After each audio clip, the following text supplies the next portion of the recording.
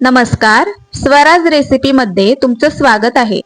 आज आपण महाराष्ट्रातील एक अतिशय लोकप्रिय आणि सर्वांच्या आवडीचा खमंग पदार्थ बनवणार आहोत, तो म्हणजे भाकरवडी।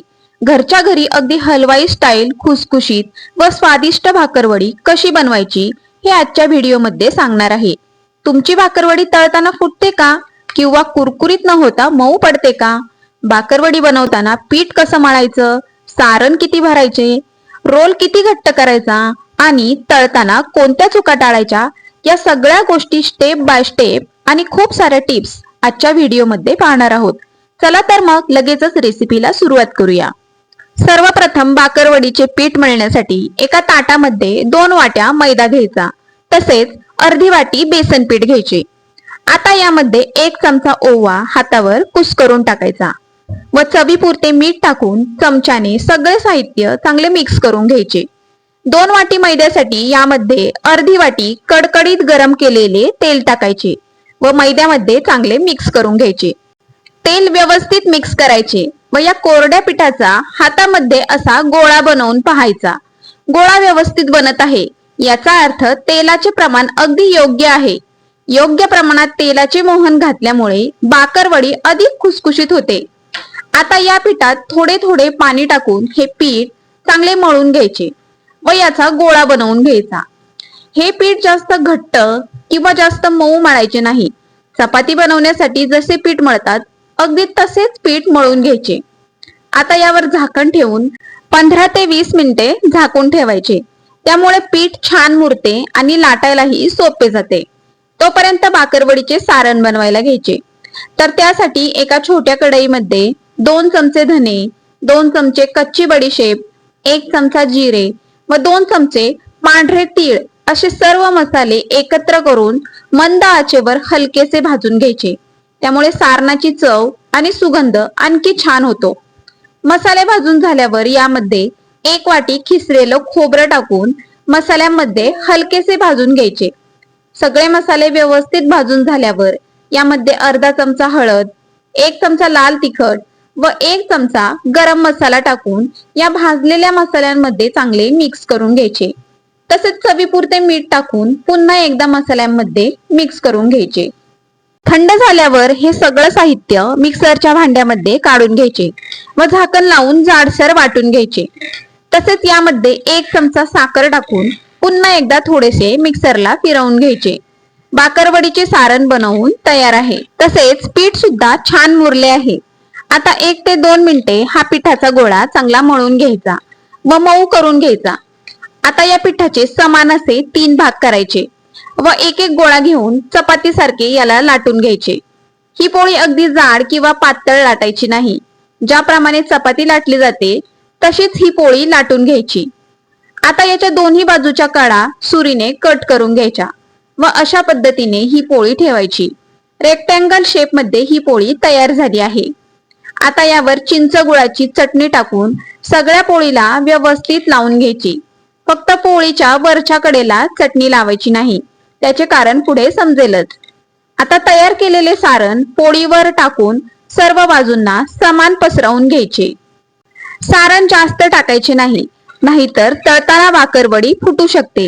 ही खूप महत्वाची टीप आहे। व आवडत असेल तर यावर बारीक शेव सारणावर पसरवून टाकायची व उलथानाने सारणावर चिकटवून घ्यायची, म्हणजे रोल बनवताना ती बाहेर येणार नाही। आता सगळ्यात महत्वाची गोष्ट म्हणजे रोल बनवायला घ्यायचा।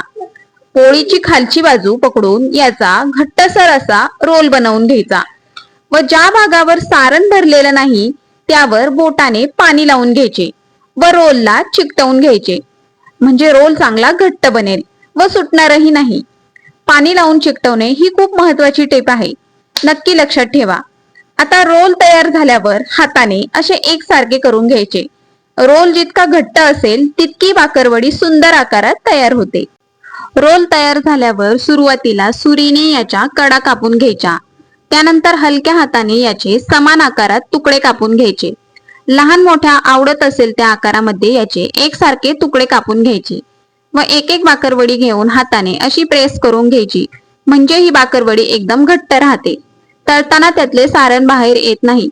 तर तुम्ही पाहू शकता किती सुंदर आणि एकसारख्या आकारात या भाकरवड्या तयार झाल्या आहेत. आता कढईत तेल गरम करायला ठेवायचे. मध्यम आचेवर तेल गरम करून घ्यायचे. भाकरवडी तळताना जास्त गरम तेलामध्ये तळायचे नाही. तेल जर जास्त गरम असेल तर भाकरवडी नीट तळली जात नाही.